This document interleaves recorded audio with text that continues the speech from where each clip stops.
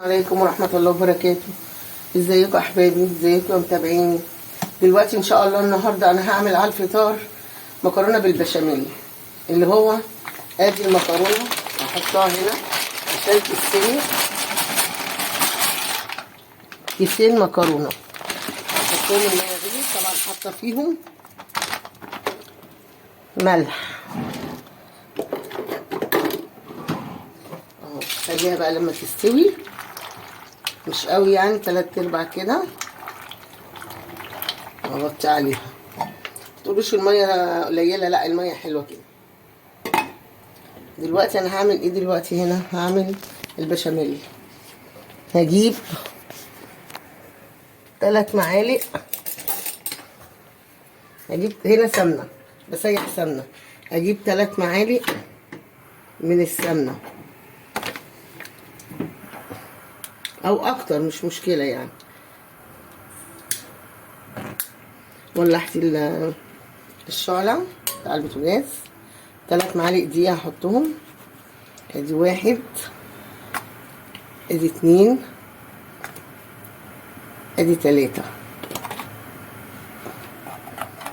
هعمل ايه دلوقتي بعد ما اشوحهم كده يعني احمرهم؟ هعمل ايه؟ هجيب اللبن. انا غاليه 2 كيلو لبن، بحطهاش في الميه ولا بعملها بالميه، بعملها باللبن. ادي 2 كيلو لبن.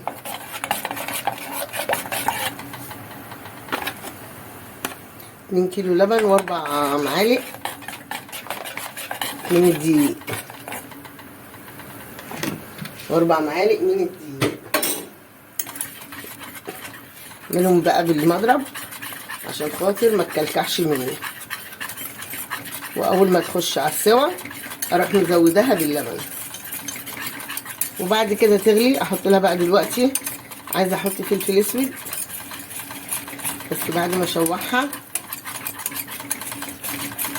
شويه فلفل اسود. لازم ايدك كده فيها عشان البشاميل ما يكلكعش منك.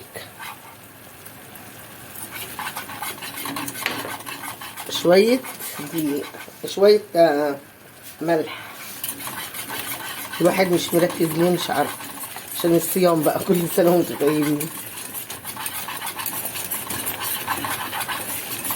شايفين ايدي فيها كده على طول بالسمنه، واول ان شاء الله ما تتشوح تبقى كده داخله على يعني على الذهبي، اروح حاطه اللبن واقلب برضو. ايدي فيها، ايدي فيها بتفور كده عشان دي سمنه بلدي.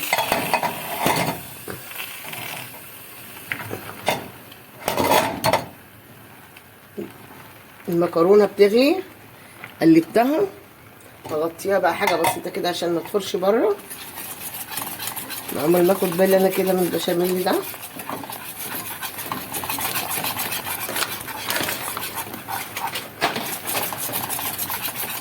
السمنه بقى بتفور ازاي جميله عشان سمنه بلدي. وهحط اللبن دلوقتي، احطه لما تعوز احط لها تاني.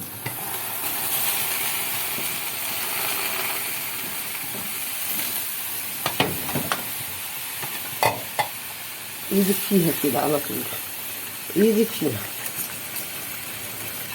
وهحط تاني برضو لبن عشان خاطر بتغلي. والقشطه دي ان شاء الله خليها يلا عشان تدي طعم جميل.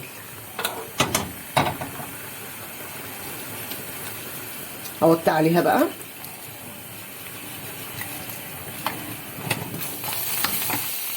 وبعدين المكرونه عماله تغلي كده، هتغلي. احط لها لبن برضو تاني. انا ما بحطش ميه، مش مشكله. ال2 كيلو مش مشكله، بس انا ما بحطش ميه. انا هقفل كده على البشاميل عشان ايه؟ مش عايزاه يكلكع ومش عايزاه اتخن من كده. واشوف بقى المكرونه.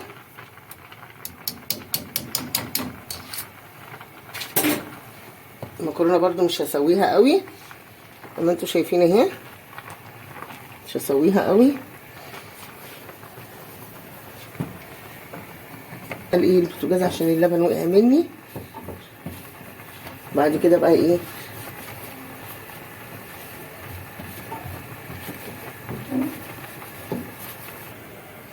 بصوا يا حبايبي، انا فرمت دلوقتي البصل في الكبه وهعمله للعصاج اللي هو اللحمه المفرومه.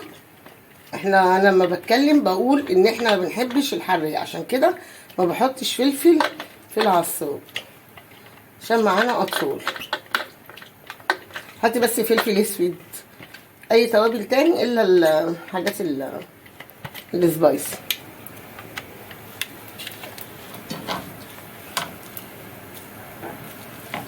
دي بقى تتشوح شويه برضو بس مش هحمرها.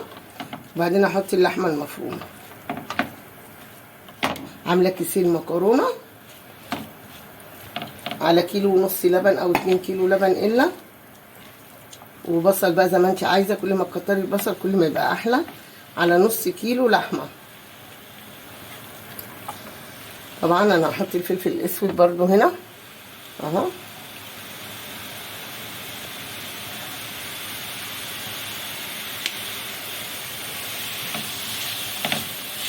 شوح بقى. وبعد كده بقى ايه، احط اللحمه تتعصج. وبعد كده هصفي انا المكرونه. لسه المكرونه اهي عايزه شويه ميه، حطيت لها ميه سخنه. لو المكرونه تعوز ميه تحط لها ساقعه، لو من هي المكرونه نضيفه برضه يعني مش هتتكسر ولا حاجه، بس برضه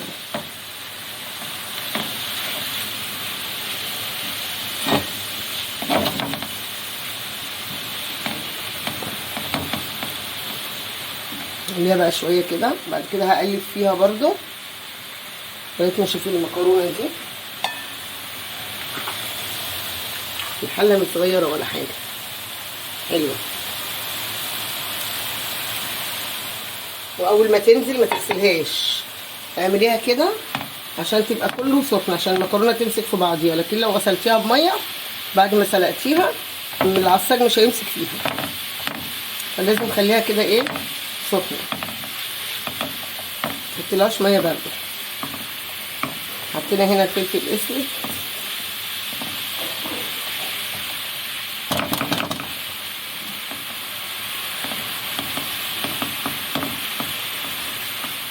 بعد بقى ما تتعصج هوريكم هعمل ايه.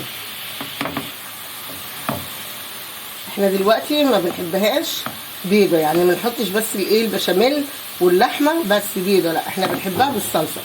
اول ما اعصج اللحمه في البصل ان شاء الله هفرم حوالي نص كيلو قوطه كده طماطم واروح حطها عليها تستوي اللحمه فيها شويه.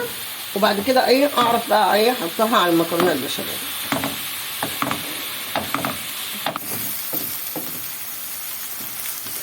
بصوا يا حبايبي، اللحمه دي انا مفرزاها لحمه بلدي، مفرزاها في الفريزر. فهي دلوقتي انا مش هسيبها لما تفك، هتفك. بص طول ما ايدي فيها كده هتفك. حطيتها اللحمه اهي عشان خاطر برضو ايه مع البصل لازم اهو اقلب كده واعمل كده. هتبصي تلاقي ان حادي بصي بيطلع اهو، هتفك كده اهو واهو. خليها على كل ناحيه شويه عشان خاطر ايه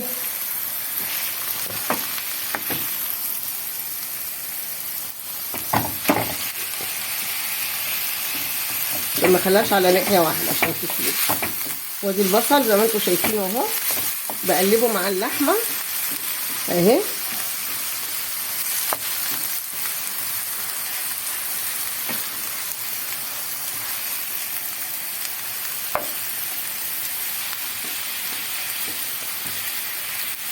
عماله اقلب فيها اهو واسيحها، يعني ما يهمكمش. ممكن تطلعوا من الفريزر عادي وتحطوها كده هتسيح زي ما انا بعمل كده، زي ما انا بعمل كده اهو. شايفين مفيش حاجه هتقعد جامده ومفيش حاجه مش هتسيح ومفيش اي حاجه، ثواني وهتسيح. وانا بشوح دلوقتي الحاجه اهي.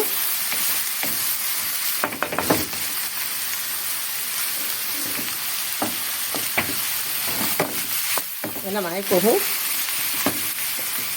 اهي تطلع مش حكايه يعني، ما تستنيش لما لحمتك تسيح وتتاخري لو بتعملي في حاجه يعني كده زي فطار زي كده زينا.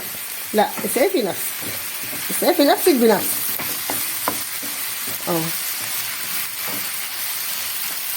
ريحتها جميله جميله. لسه بقى احط لها شويه قرفه واحط لها شويه كمون بسيط، 7 بهارات بس اشوحها الاول على السفره. مش عايزه تتقلي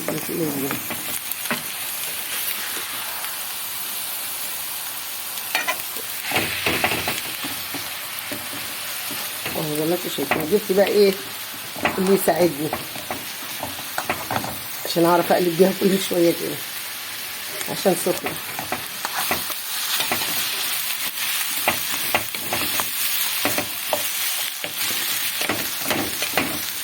زي ما انتوا شايفين كده. قلبوا وطلعوا اللحمه اللي هي جامده، بس هي هتسيب منك بتحمريها كده وتشوحي كله مع بعضه اهو زي ما انتوا شايفين.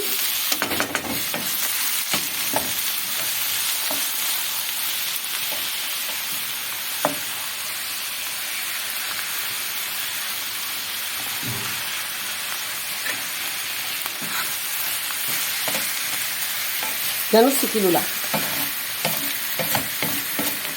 لو عايزه تكتري بصل عن كده كتري، عايزه تحطي بقى فلفل، عايزه تحطي فلفل الوان، فلفل اخضر، فلفل حار، حطي.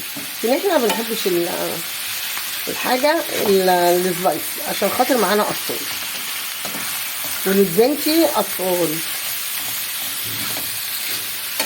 ما بحبش اعمل لهم الحاجه الحراقه.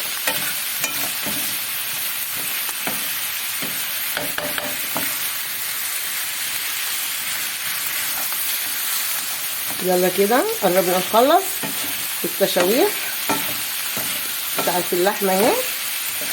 وبعد كده هعمل ايه؟ اروح جايبه الصلصه، بس دي بس تحط شويه عشان تتحمر زي اخواتها دول عشان ما تزعلش مني اهو. لازم كل حاجه تاخد حقها.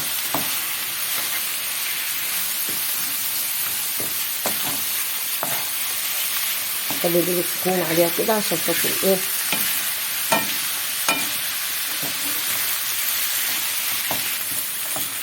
بصوا يا حبايبي دلوقتي عملنا ايه؟ شوحناها اهي وسابت كلها زي ما انتوا شايفينها. هحط دلوقتي الطماطم عشان تتسبك.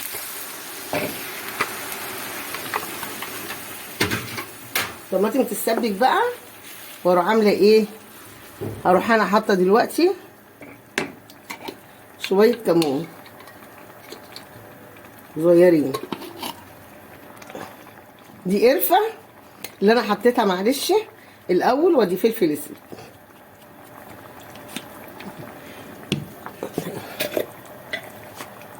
ودي شويه كمون صغيرين عشان ما يمررش.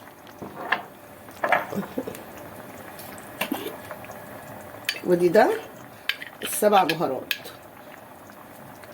بس كده حطيتها بقى. سيبها بقى تتسبك وارجع لكم، بس اقلبها.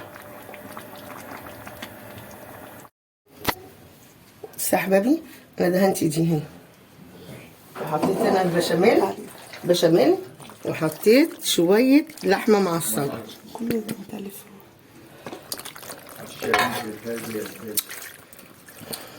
حطيت شويه لحمه مفرومه هنا كده الوسط عشان يبقى كله يتقلب في بعضه. اجيب انا ايه بقى دلوقتي؟ اجيب اللحمه كلها احطها ادي الصينيه، احط كل اللحمه دي. ادي كل اللحمه حطيتها هنا اهي في الوسط، حطيتها في الوسط. ريحتها جميله وجميله والله جميله. شايفين؟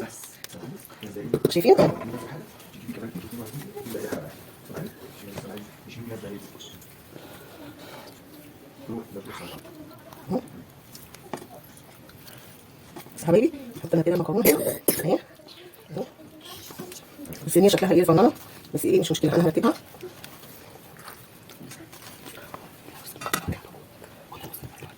ارسم الحاجات ديت وهرجع لكم. الصينيه يا حبايبي كانت صغيره، انا نقلتها في دي. ارسم البشاميل، ابتدي البشاميل اهو احطه خدي مش احط الكشك. بصوا يا حبايبي، ادي بشاميل اهو.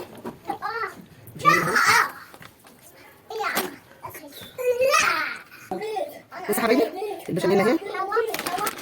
بحط دلوقتي جبنه موزاريلا اهي اهو.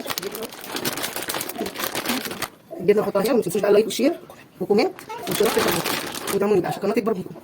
ندخلها بقى الفرن كده وبعد كده هوريها لكم اهي يا حبيبي. هوريها لكم عملتها كل حاجه قدامكم، طلعتها من الفرن. بصوا بقى بعملها ايه. دي سمنه بلدي، بدهنها كده سمنه بلدي عشان طبعا ايه الموزاريلا وكده تدي طعم جميل. انا بقى كده بعملها كده عشان الحاجه تبقى ايه مغذيه. بس كفايه. انا بقى عايزه اقطعها لكم ومش عايزه اقطعها لكم عشان خاطر هي سخنه، فخايفه تطلع مفتفته، بس انا هجرب برضه.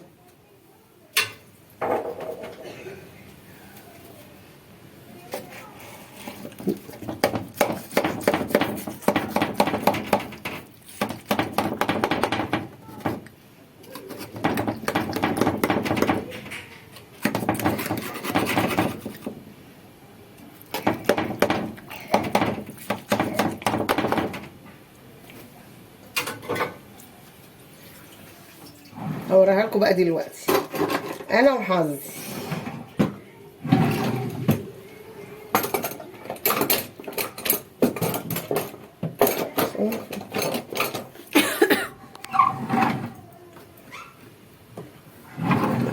هوريها لكم بقى، اجيب طبق وهوريها لكم.